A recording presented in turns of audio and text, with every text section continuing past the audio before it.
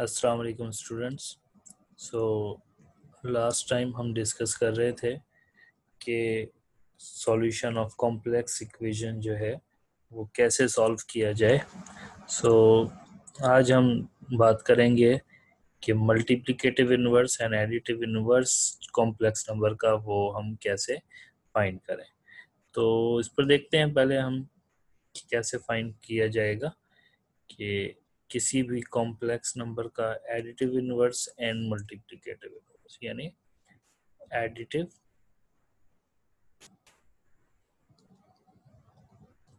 Additive inverse and पहले बात करते हैं एडिटिव इनवर्स की। सो कंसीडर करते हैं कि आपके पास अगर कोई कॉम्प्लेक्स नंबर है x कॉमा y, मतलब आपके पास जो कॉम्प्लेक्स नंबर है उसका रियल पार्ट x है और इमेजिनरी पार्ट y है।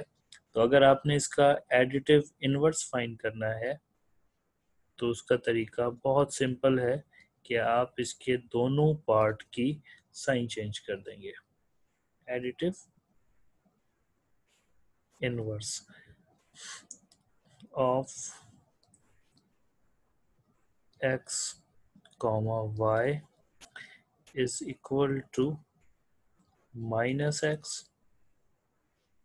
and minus y. Similarly इसकी एग्जाम्पल करते हैं।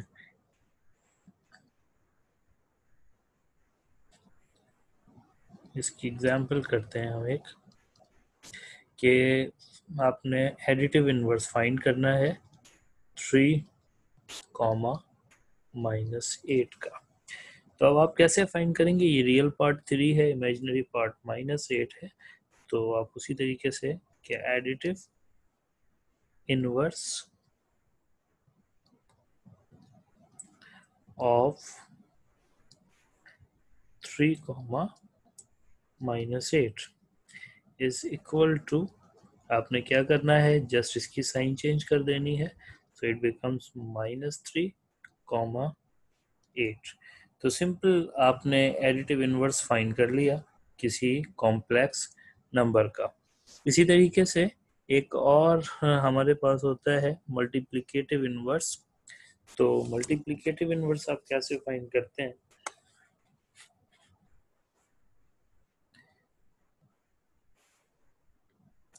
मल्टीप्लिकेटिव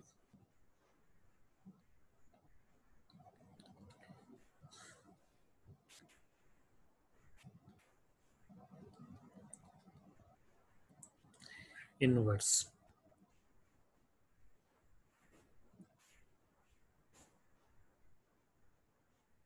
तो मल्टीप्लिकेटिव इनवर्स आप किसी कॉम्प्लेक्स नंबर का किस तरीके से फाइंड करते हैं। सो कंसीडर करते हैं कि इसी तरीके से ये आपके पास एक कॉम्प्लेक्स नंबर है x कॉमा y। तो इसका मल्टीप्लिकेटिव इनवर्स कैसे फाइंड करेंगे of x comma y is equal to, अब इसे आप ध्यान में रखें, यानी जो रियल पार्ट होगा वो सेम होगा अपॉन रियल पार्ट का स्क्वायर प्लस इमेजिनरी पार्ट का स्क्वायर, देन कॉमा सेकंड जो भी होगा उसकी आप साइन चेंज कर देंगे। So -y over Y X square plus Y square. तो इसकी भी हम एक एग्जांपल करते हैं।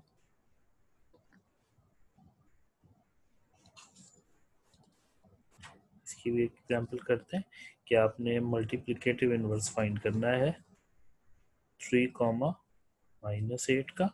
तो आप लिखेंगे कि multiplicative inverse of 3 comma -8 is equal to first यानी 3 सेम ओवर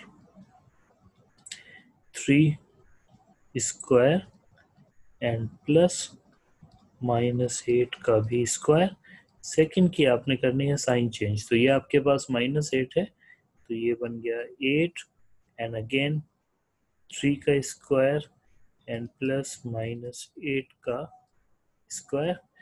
तो आप इसे सिंप्लीफाई कर देते हैं, तो ये बन जाएगा 3/9 + 64 एंड 8/9 + 64। तो इसे आप सिंप्लीफाई कर लेते हैं, यानी जो भी आपके पास बनता है इसे देख लें आप कि क्या सिंप्लीफिकेशन बन रही है। इसे मैं अलग कर देता हूँ इस तरीके से।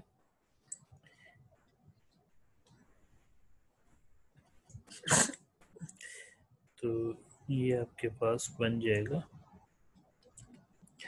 3/73 एंड 8/73। तो ये हमारा आंसर आ गया। यानी किसी भी कॉम्प्लेक्स नंबर का अगर आपने एडिटिव इनवर्स फाइंड करना है तो उसका तरीका है कि आपने रियल और इमेजिनरी दोनों पार्ट की साइन चेंज कर देनी है, और अगर आपने मल्टीप्लिकेटिव इनवर्स फाइंड करना है तो आपने क्या करना है, फर्स्ट सेम अपॉन फर्स्ट का square plus second square, then comma, second की आपने साइन चेंज करनी है। तो इस तरीके से आपने इसको सॉल्व करना है। तो आपका होमवर्क ये है कि क्वेश्चन नंबर 4 जो हमारा है वो आपने कंप्लीट होमवर्क करना है।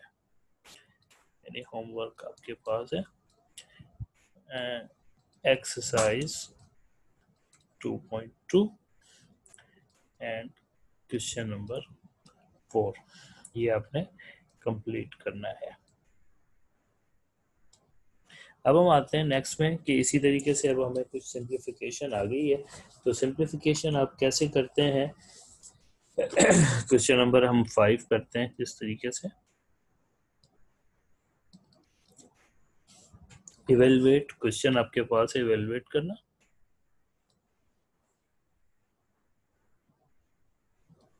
इवेलुएट, अब इसका जो फर्स्ट पार्ट है वो देखते हैं, वो है कि मॉड फाइंड करना है आपने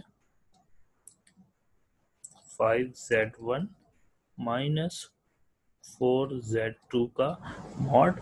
और अगर इसी में ही हम देखते हैं तो z1 की वैल्यू मिली हुई है 3 - 4 iota, 3 - 1 plus iota, 1 plus iota, और z2 की जो वैल्यू है वो है 3 - 2 आयोटा।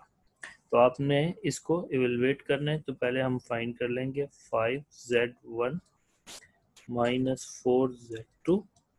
सो ये कैसे फाइंड कर लेंगे, ये 5 आपने रखा, देन z1 की value that is 1 plus iota, then -4 and z2 की वैल्यू 3 - 2 आयोटा। सो जब हम इसे सिंप्लीफाई करते हैं so it is 5 plus 5 iota minus का 12 एंड प्लस का 8 आयोटा। तो इसमें आप देखें कि दो रियल पार्ट हैं, दो इमेजिनरी हैं। इसे हम सिंप्लीफिकेशन करते हैं, 5 - 12 that is -7 and plus 13 iota. ये हमारे पास वैल्यू आ गई 5z1 माइनस 4z2। अब आप इन दोनों का क्या करें, मॉड ले लें। जब आप मॉड लेंगे 5z1 माइनस 4z2 का mod is equal to -7 and plus 13 iota का भी मॉड ले लेते हैं। तो आपके पास नेक्स्ट है वो कुछ यूँ बन जाएगा कि 5 मॉड में 5z1 minus 4z2 is equal to square root में -7 का स्क्वायर एंड प्लस 13 का स्क्वायर। तो वही हमारा तरीका है कि हम इमेजिनरी पार्ट का स्क्वायर रखते हैं, आयोटा साथ नहीं रखते हैं मॉड निकालते हुए। तो ये -7 का स्क्वायर आपके पास 49 हो जाएगा एंड इट्स 169। तो दोनों को जब हम ऐड करेंगे तो स्क्वायर रूट ऑफ 218 यूनिट्स ये हमने फाइंड कर लिया 5z1 -4z2 का मॉड। ठीक है, तो इसी का जो सेकंड पार्ट है वो मैं लिख देता हूँ इसका सेकंड पार्ट। तो सेकंड पार्ट इसका है z1 के कॉन्जुगेट का होल स्क्वायर, यानी z1 के कॉन्जुगेट और उसका भी होल स्क्वायर। तो कैसे सॉल्व करेंगे कि z1 आपके पास इक्वल किसके है 1 प्लस आयोटा। तो दिस इम्प्लाइज दैट के z1 का अगर मैं कॉन्जुगेट फाइंड करूंगा तो वो आ जाएगा 1 माइनस आयोटा, और जब मैं z1 कॉन्जुगेट का स्क्वायर करूंगा तो इट बिकम्स 1 माइनस आयोटा का whole square.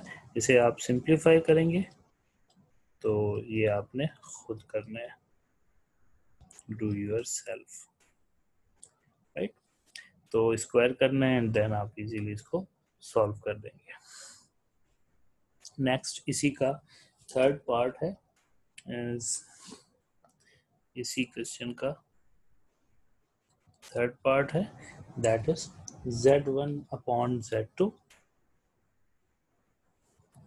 z1 upon z2। तो हम इसे फाइंड करें तो z1 की वैल्यू थी 1 प्लस आयोटा एंड z2 की वैल्यू 3 माइनस 2 आयोटा। अब इस क्वेश्चन को हम दो तरह से कर सकते हैं। एक तो अपॉन का मतलब डिवीजन होता है, तो आप इसे ऑर्डर पेयर में सिंपली चेंज करें एंड देन डिवाइड का फार्मूला लगा देते हैं। दूसरा तरीका ये है कि ये जब भी आपके पास अपॉन में कोई कॉम्प्लेक्स नंबर आ जाए तो आपने उसको ख़त्म करना है, यानी हमने ख्याल रखना है कि अपॉन के अंदर कॉम्प्लेक्स नंबर नहीं आना चाहिए। अब अगर आ गया है तो हम इसको रिमूव कैसे करेंगे, तो उसका तरीका है उसके कॉन्जुगेट से मल्टीप्लाई और डिवाइड कर देंगे। सो डिवाइड में है 3 minus 2 iota, so multiplying and dividing by its conjugate that is 3 plus 2 iota. So उससे आपने ऐड मल्टीप्लाई भी कर दिया और डिवाइड भी कर दिया। अब आपने क्या करना है, अब इनको मल्टीप्लाई करना है। सो 1 into 3 that is 3, then plus 1 into 2 iota that is 2 iota plus 3 iota and plus 2 I square. Similarly upon में a minus b a plus b, so 3 square minus 2 square and I square. So ये आपके पास हो जाएगा 3 and 2 iota plus 5 iota that is 3 iota that is 5 iota and it's minus 2, and this is 3 square 9 minus 4 and iota square is equal to -1. So 3 minus 2 that is 1 plus 5 iota upon 9 plus 4। तो आप इसे simplify कर देंगे तो 1 plus 5 iota over 13।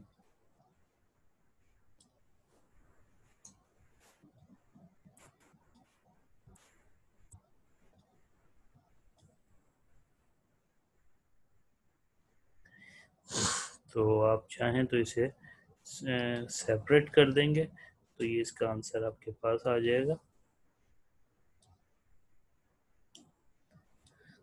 जब आप इसे separate कर देंगे तो ये बन जाएगा 1 over 13 एंड प्लस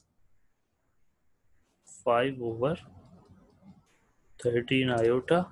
या आप इसे अगर ऑर्डर्ड पेयर में लिखें सो 1 over 13 एंड कॉमा 5 over 13।